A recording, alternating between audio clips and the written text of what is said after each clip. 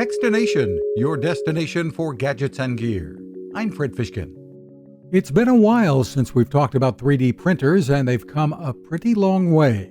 One of the latest is the AnkerMake M5. It is speedy and fun to use, allowing for a wide range of filament types. The print bed has a magnetic plate that allows for easy cleaning, and the 9.2-inch by 9.2-inch size gives you plenty of room for creativity. The assembly of the M5 is pretty simple, and it's a plus that AnkerMake throws in a kit with all the tools you need for that chore and for use as well. Using the AnkerMake app, you can monitor the progress of printing your creation in real time. What can you make? Check out sites like Thingiverse or All3DP for ideas and downloads.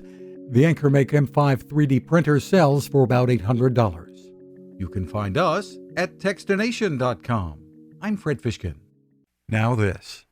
It takes a lot of listening to build a better radio, and that's just what the folks at C. Crane have done.